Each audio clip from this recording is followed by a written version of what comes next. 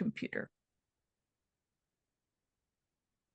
Hi, Yale Blue Green. This is Margot McMahon. I'm a trustee of Yale Blue Green and a originator of Green Blocks Initiative.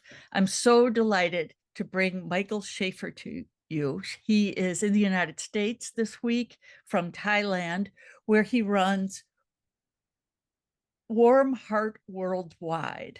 And it is capturing carbon through biochar. Now, there's a few different processes of biochar.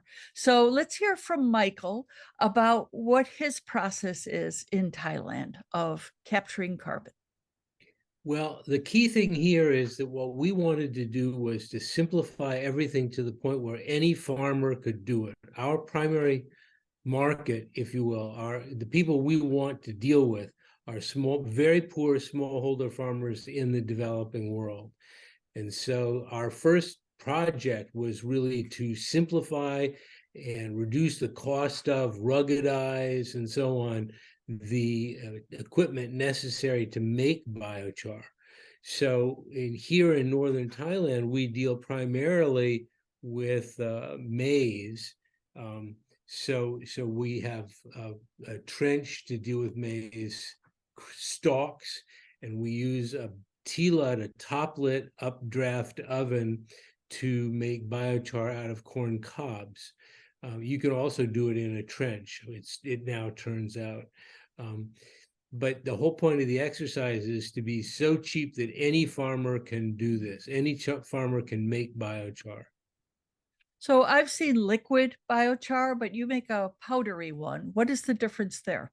I think there's probably none as long as it is truly biochar. I mean, the key thing in making biochar is that what you want to do is to heat your biomass. In our case, we work only with crop waste materials, so corn stalk, millet stalk, rice straw, stuff like that, branches pruned off of orchard trees, whatever, and you heat it very, very hot in the near absence of oxygen, the effect of which is to convert the carbon in whatever it was whatever your biomass was into a non-labile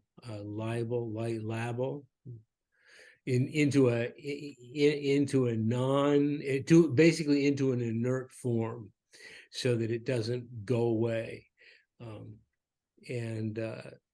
So as you make this biochar, you're basically capturing about 40% of the carbon that the plant originally took in through photosynthesis. So if you do a ton of biomass, you can dramatically reduce the amount of carbon dioxide, methane, and so on that goes up into the atmosphere as climate change gases, because what you're doing is grabbing the carbon and freezing it in place in an inert form. Now, that inert form involves the formation at high temperatures of special carbon rings, carbon molecule rings, but I don't think that's relevant to your audience. So in the burning process, do you release carbon in the air? Yes, there is indeed some left out. We do produce necessarily a certain amount of carbon dioxide. We hope we produce very little methane, because we hope that that burns as part of the process itself, going up the stack or in the flame cap of a trench. But the idea is that you dramatically reduce the amount that goes up, as opposed to simply burning this stuff in the field, which is the current open field burning is the current solution for most smallholders. They simply light their fields on fire, and the massive amounts of carbon dioxide and methane go up into the atmosphere, along with huge amounts of particulate matter, and especially PM 2.5. So what is the byproduct, and does it break down over time like wood chips or charcoal? Yeah, well, this is not charcoal. Charcoal you make at a very low temperature, let's say between 250 and 350 degrees centigrade. Biochar, you want to make it higher than 450 degrees. There are several important differences between charcoal and biochar. First of all, charcoal smokes a hell of a lot. That's why you can smell things, because it still contains a lot of what are called aromatics, because the carbon has not turned into these rings. That doesn't happen until a higher temperature. Okay, thank you. Well, let's share your presentation now. I think we have a pretty good idea. Um,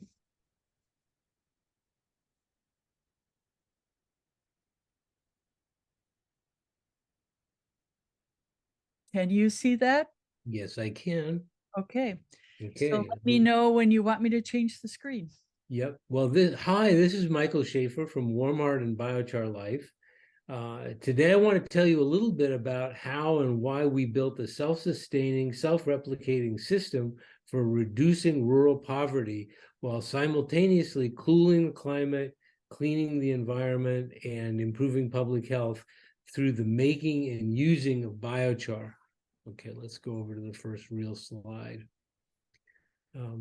Warm Heart itself is just a small community-led development organization started 15 years ago that focuses primarily on the reduction of rural poverty.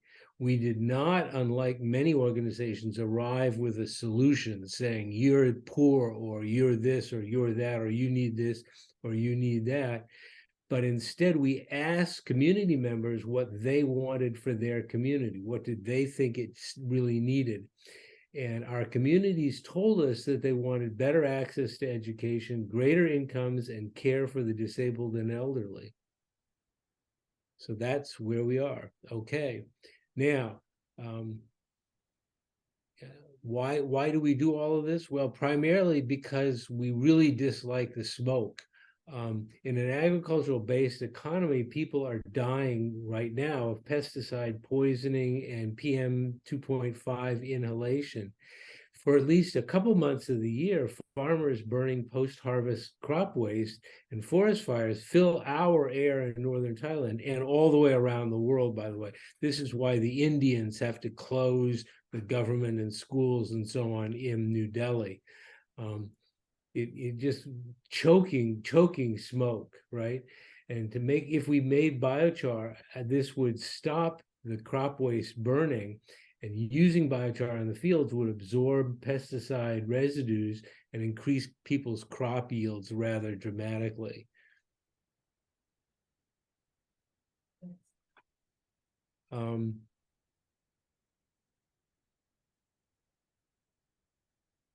Well, it took a long time, years in fact, and lots of trial and error.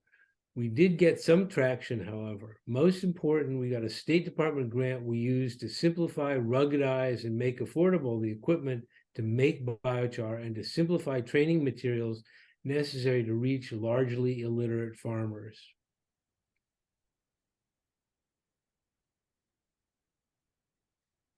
Well, we wanted first and foremost to make biochar accessible to the huge number of smallholder farmers in the developing world. We feel that the system we devised had to be self-sustaining because it was profitable and not dependent on outside funds, and self-replicating in order to reach as many as possible of the 2.5 billion smallholders who are out there. We want to improve food security while also cooling the climate, cleaning the environment, and improving public health. Throughout this whole process, we also want to make Warm Heart itself more self-sustaining, because if we don't make a profit, if we fail, then this whole thing stops, right?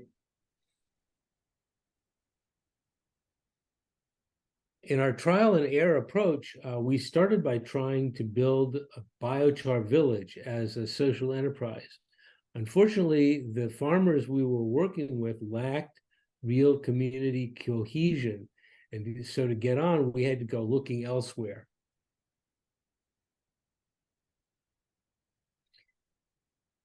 And here, a critical issue that we had to face up to was buyers' distrust of these farmers, these small farmers' char.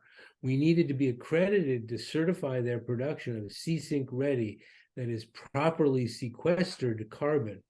And here I was really lucky to meet Hans-Peter Schmidt of the European Biochar Certificate Organization.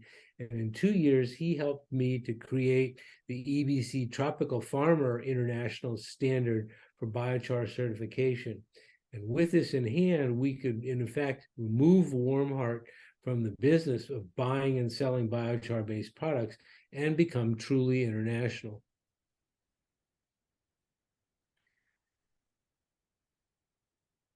In order to do this, we needed a new kind of organization. So we created Biochar Life PBC, which since being formed in March 22 is fully accredited to certify smallholders biochar.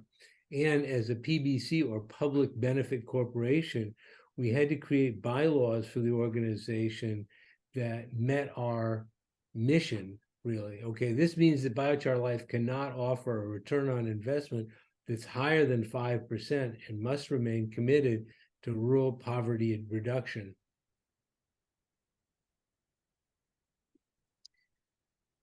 In Africa, we found Warmheart found a huge interest in the agricultural benefits of biochar. There in Africa, mainly in Malawi and Kenya, we've trained 10,000 farmers to make and use biochar. For its part, in 6 months, Biochar Life sold 1,000 tons of CO2 equivalent sequestration credits, sent 70 to 80% of the total revenues that it earned to farmer communities, paid $190,000 to farmers and verifiers, and actually succeeded in closing a contract for the sale of its entire 2023 production.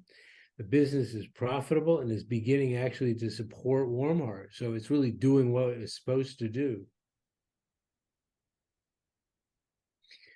The Warmheart training programs and Biochar Life's purchase of credits made for lots of really happy farmers in Africa. After all, even those not yet in the carbon credit purchase program are enjoying yields that are at least 30% higher, one half the watering labor that's required at present, and an end to the costly purchase of NPK, or, if you will, synthetic fertilizers. And they're also restoring their degraded soils.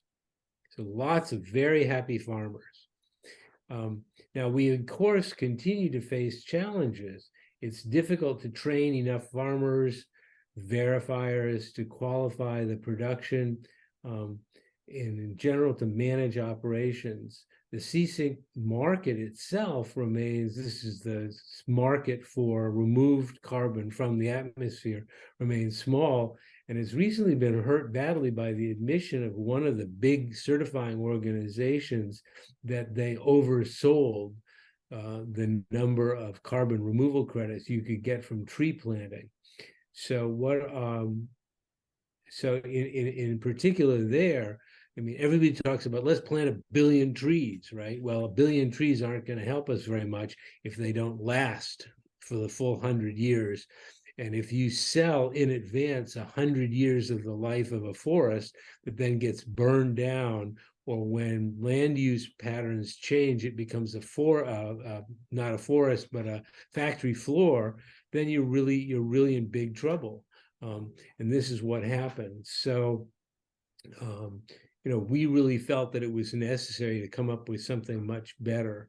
In fact, something that could be certified, accredited, and this biochar will last up to 4,000 years. I mean, it was discovered as what's called terra preta in Brazil, where archaeologists found certain circles in the middle of the forest that were immensely alive, if you will, fertile.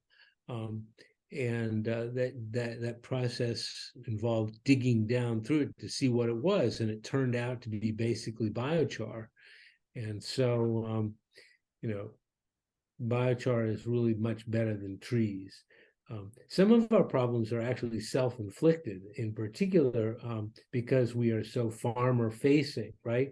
We pay for biochar in 5 days or less because farmers are so poor and so desperately need the money. But we often have to wait a full 90 days, 30 or 90 days, before we get paid by our own buyers. So there can be a real problem there. Huge production costs that hang over our head and limit the amount of stuff that we can get out there and do.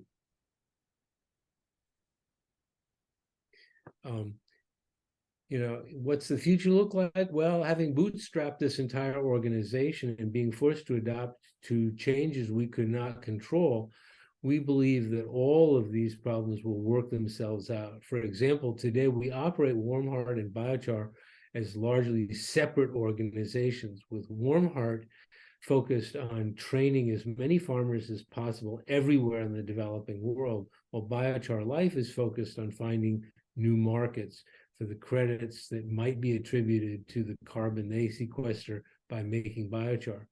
The main things, however, are that we are now profitable and not merely self-sustaining, and we know that the whole system is self-replicating through word of mouth. I mean, we've got lots and lots of farmers out there who are making biochar and using it in their fields, who were not actually formally trained by us, but heard about biochar and its benefits from their cousins, aunts, uncles, neighbors, whatever. And so it's this word of mouth self-replication that we think is really critical.